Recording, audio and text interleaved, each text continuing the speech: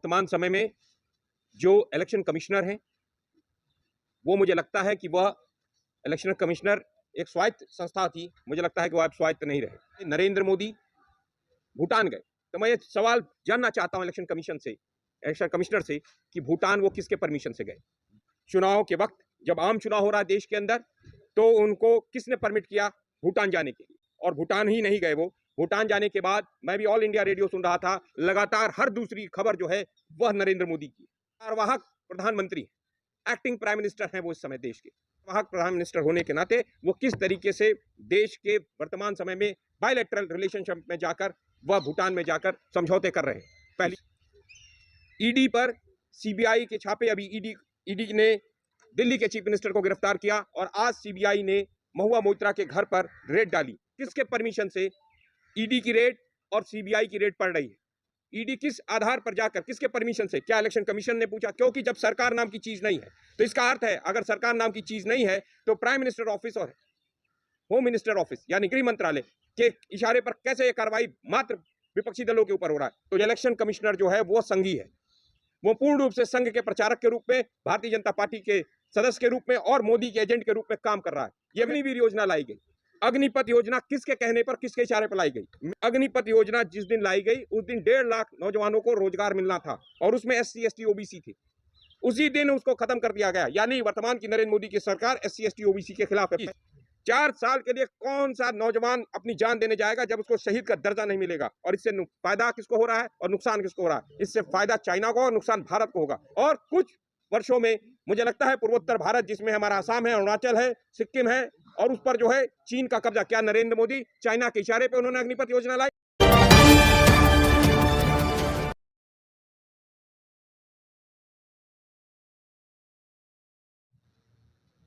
जय भीम साथियों, आज शहीद आजम भगत सिंह का शहादत दिवस है। सुखदेव राजगुरु भगत सिंह ने एक चीज कही थी। उन्होंने कहा वो चीज जो आजाद विचारों को बर्दाश्त नहीं कर सकती उसको समाप्त हो जाना चाहिए।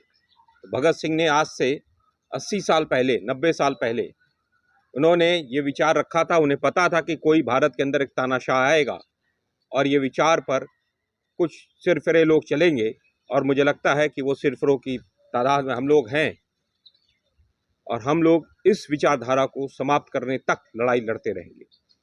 जहां तक सवाल है वर्तमान समय में जो इलेक्शन कमिश्नर हैं, वो मुझे लगता है कि वह इलेक्शन कमिश्नर एक स्वायत्त संस्था थी। मुझे लगता है कि वह अब स्वायत्त नहीं रहे।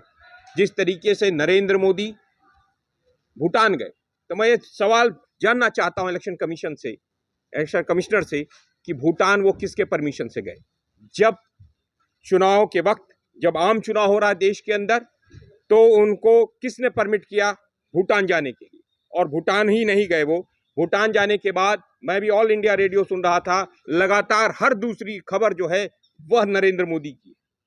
तो अब वर्तमान समय वो कार्यवाहक प्रधानमंत्री, एक्टिंग प्राइम मिनिस्टर हैं वो इस समय देश के। वह किस तरीके से कार्यवाहक प्रधान मिनिस्टर होने के नाते वो किस तरीके से देश के वर्तमान समय में बायलैटरल रिलेशनशिप में जाकर वह भूटान में जाकर समझौते कर रहे हैं। पहली चीज ये। दूसरी चीज, ईडी पर सीबीआई के छापे, अभी ईडी ने दिल्ली के चीफ मिनिस्टर को गिरफ्तार किया और आज सीबीआई ने महुआ मोइत्रा के घर पर रेड डाली। तो मैं ये जानना चाहता हूं कि किसके परमिशन से ईडी की रेड और सीबीआई की रेड पड़ रही है? ईडी किस आधार पर जाकर, किसके परमिशन से? क्या इलेक्शन कमीशन ने पूछा? क्योंकि जब सरकार नाम की चीज नहीं है, तो इसका अर्थ है अगर सरकार नाम की चीज नहीं है तो प्राइम मिनिस्टर ऑफिस और होम मिनिस्टर ऑफिस यानी गृह मंत्रालय के इशारे पर कैसे यह कार्रवाई मात्र विपक्षी दलों के ऊपर हो रहा है? तो जो पहले भी मैंने आरोप लगाया था वो आरोप फिर से मैं स्टैंड कर रहा हूं। मैं उस पर स्टैंड हूं कि इलेक्शन कमिश्नर जो है वो संघी है। वो पूर्ण रूप से संघ के प्रचारक के रूप में, भारतीय जनता पार्टी के सदस्य के रूप में और मोदी के एजेंट के रूप में काम कर रहा है। ये मेरा आरोप है। दूसरी चीज मैं ये कहना चाहता हूं आप लोगों से कि वर्तमान समय में जिस तरीके से अग्निवीर योजना लाई गई, अग्निपथ योजना किसके कहने पर, किसके इशारे पर लाई गई? मेरा आरोप है अग्निपथ योजना जिस दिन लाई गई उस दिन 1.5 लाख नौजवानों को रोजगार मिलना था और उसमें SC ST OBC थे। उसी दिन उसको खत्म कर दिया गया। यानी वर्तमान की नरेंद्र मोदी की सरकार SC ST OBC के खिलाफ है। पहली चीज ये।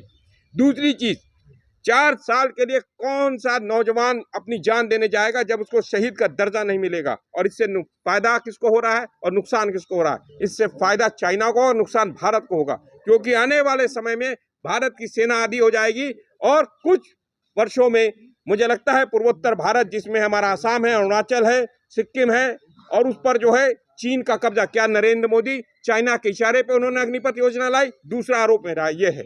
इसीलिए हम सब लोग, जो लोग हैं, किसानों के MSP की गारंटी नहीं दे रहे हैं, किसानों के ऊपर पैलेट गन चलाई जा रही है, उनके ऊपर ड्रोन से हमले किए जा रहे हैं, जैसे भी कहीं सेना मतलब सीमा पर कोई लड़ाई हो रही हो, किसी विरोधी राष्ट्र से, किसी दुश्मन राष्ट्र से हो रही है। तो मैं आरोप लगाता हूं नरेंद्र मोदी किसान विरोधी हैं। इसलिए किसानों के मुद्दों को लेकर, MSP गारंटी के मुद्दे को लेकर और अन्य मुद्दों को लेकर हम आग्रह करना चाहेंगे SC ST OBC और किसानों से, मजदूरों से, कि आप सब लोग, और महिलाओं से, खासकर मणिपुर में जिस तरीके से महिलाओं के साथ शोषण हुआ, महिलाओं को नग्न करके परेड कराई गई और हाथरस में दलित महिला के साथ बलात्कार हुआ और उसको न्याय नहीं मिला, मैं आपके माध्यम से SC ST OBC माइनॉरिटीज और महिला और मजदूरों और किसानों से आग्रह करना चाहूँ, युवाओं से आग्रह करना चाहता हूं कि भाजपा भगाओ, भाजपा हराओ, देश बचाओ। धन्यवाद।